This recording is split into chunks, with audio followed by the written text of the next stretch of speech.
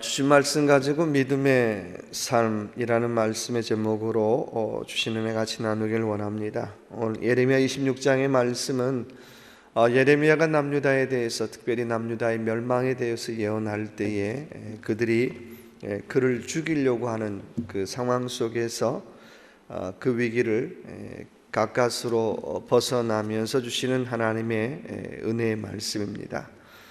첫째, 신앙이 무엇일까요? 또 믿음의 삶이 무엇일까요? 첫째는 11절의 말씀 보니까 제사장들과 선지자들이 방백들이 모든 백성에게 말하여 가로되 이 사람은 죽음이 합당하니 너희 귀로 들음같이 이 성을 쳐서 예언하였느니라. 한문에 보니까 양악고구 일이어병이라는 말이 있습니다. 그 말은 입에 쓴 말이 몸에 어떻게 해요? 좋다라는 뜻이에요. 우리는 너무 그 입에 단맛만 듣고 살잖아요. 이게 좀 내가 싫은 말들, 또 원치 않는 말들 별로 안 듣고 살지요. 근데 이유 없이 시비로 그렇게 하는 건 문제겠지만, 정말 내가 좀 쓴 말을 들어야 내 신앙에, 내 삶에 성장하는 건 틀림없어요. 우리가 그런 거 얘기하잖아요. 우리가 늘 뭐 손자들 보고 스포일 시킨다 그러는데 우리의 신앙생활도 그럴 때가 많다는 거예요. 늘 오냐 하니까 내 신앙이 어떻게 해요? 자라질 않는 거예요. 게임을 해보면 1레벨부터 만레벨까지가 있습니다. 근데 똑같아요. 겉모습은요. 1레벨이라는 건 한 대만 맞아도 죽고요, 만레벨은 만 대가 맞으면 죽는 그 캐릭터죠.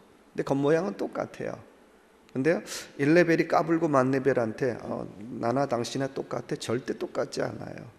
만레벨은 9,999대까지 맞을 때는 어떻게 해요? 절대 죽지 않아요. 만대쯤 맞을 때 죽는 거예요. 근데 1레벨은 어떻게 해요? 똑같이 생겼는데 한 대만 맞아도 그냥 툭 죽는 거예요. 게임상. 신앙생활의 단계도 마찬가지라는 거예요. 뭐 꼭 1레벨부터 만레벨까지 되는 게 아니라 나의 신앙의 단계가 어느 단계인가를 늘 점검해보고 살아야 한다는 거예요. 내 신앙의 단계가 예를 든다면 어느 정도 레벨 된다면 왜 그랬을까? 그건 뭐냐면 내가 살면서 너무 어떻게 해요? 내가 듣기 좋은 말만 듣고 살았다는 거예요. 내가 듣기 싫어하는 말, 나의 약점에 대해서, 또 나의 부족한 점에 대해서 누가 얘기하면 아유 너나 잘하세요 그러고 지나왔다는 거예요.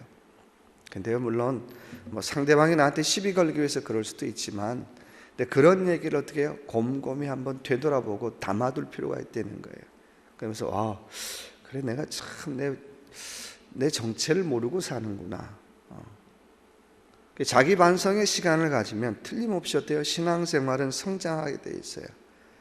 근데 내가 다른 사람의 비판과 다른 사람의 얘기를 듣지 않으면 나는 여전히 1레벨이라는 거예요.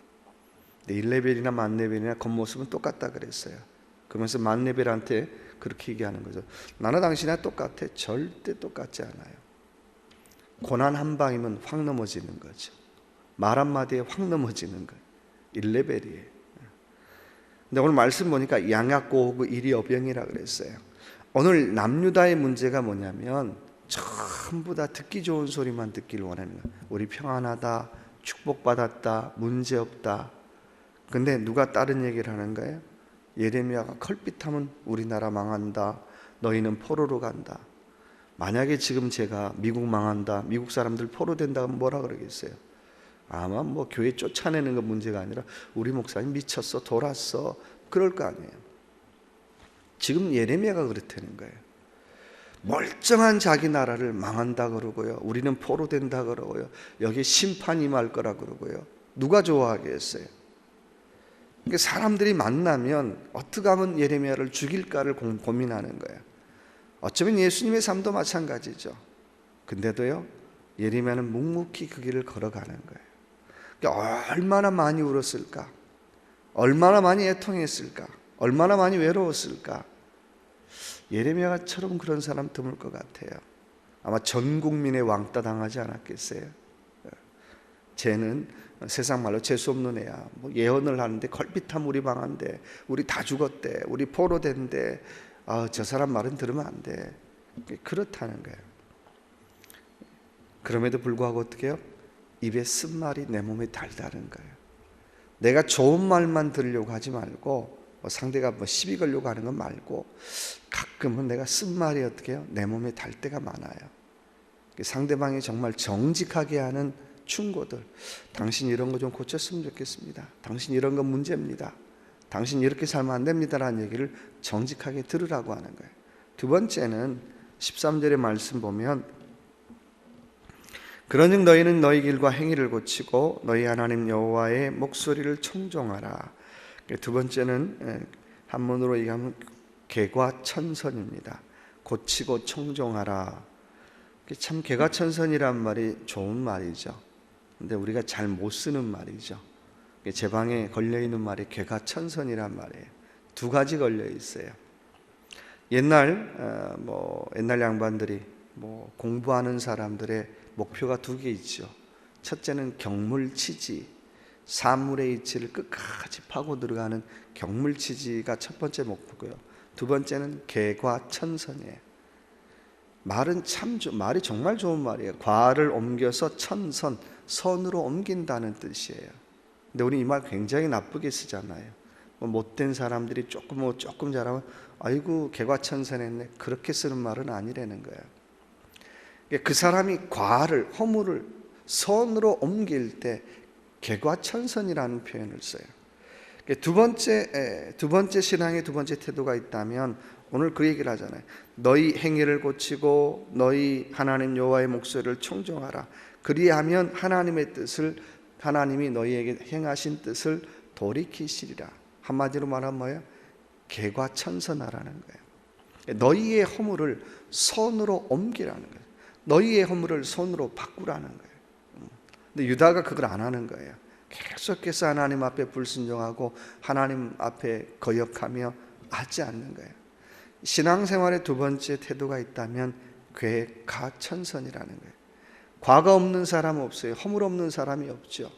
근데 그 사람의 신앙의 레벨의 힘은 얼마나 그 과를 선으로 옮길 수 있느냐는 거예요.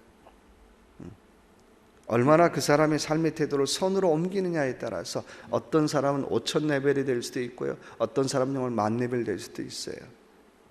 그건 과를 얼마나 선으로 옮기는 거냐.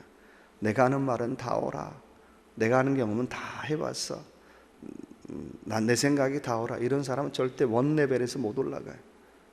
그렇죠? 그렇지만 그게 아니는구나, 점점 올라가고 성장하는 거예요. 두 번째는 개과천선하라는 거고요. 세 번째는 방백들과 모든 백성이 제사장들과 선지자들에게 이르되 이 사람이 우리 하나님 여호와의 이름을 의탁하고 우리에게 말하였으니 죽음이 부당하니라. 세 번째는 일편단심이라는 겁니다. 자, 오늘 예레미야가 전 국민의 왕따를 당하고 죽을 자리에 있어요. 아마 대부분의 사람들은 예레미야 살려두면 자꾸 우리 귀에 거슬리는 이상한 예언이나 하고 나라 망한다 그러고 포로된다 그러니까 죽입시다. 대부분 다 동조했을 거예요. 근데요, 오늘 말씀 보니까 깨어있는 몇 사람들이 있어요. 예레미야의 죽음이 부당합니다. 19절에도 보면 똑같은 얘기 하잖아요. 히스기야 시대에도 그런 얘기가 있었는데, 만약에 이 생명을 해하는 것은 우리가 죄 짓는 일입니다라고 얘기하고 있어요. 참 쉽지 않잖아요. 모두가 다 그 사람 죄인이라 그래요. 사실은 누가 죄인입니까? 유다 백성들이 죄인이죠. 내가 죄인인데 죄인들이 다수가 있으면 자기들이 법이 되고 자기들이 정의가 되는 거죠. 아이러니한 세상이에요. 정말 어때요? 벌받을 사람은 유다 백성인데 거꾸로 예레미야 죽입시다, 다 동조하는데 그때 깨어있는 사람이 있어요. 모두가 죽입시다 할 때 아닙니다. 이게 하나님 앞으로 하나님께로부터 온 것이면 부당한 것입니다. 우리가 큰 죄 짓는 것입니다 라고 얘기하고 있어요. 신앙은 이런 거죠. 9명이 잘못된 길을 걸어갈 때 내가 괜히 싫은 소리에 그쵸 큰 거 아니라면, 근데요, 진리냐 비진리냐의 문제가 설 때는 9명이 걸어가더라도 내가 다른 소리를 내야 한다는 거예요. 비겁해서는 안 된다는 거예요.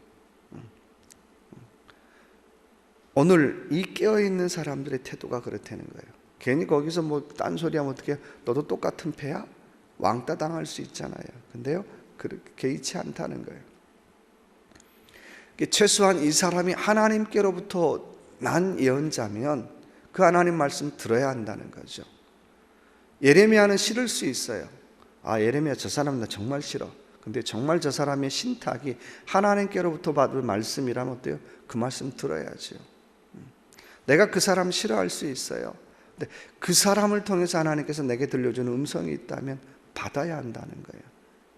이유는 그 사람의 싫고 좁음의 문제가 아니라 하나님의 말씀이기 때문에.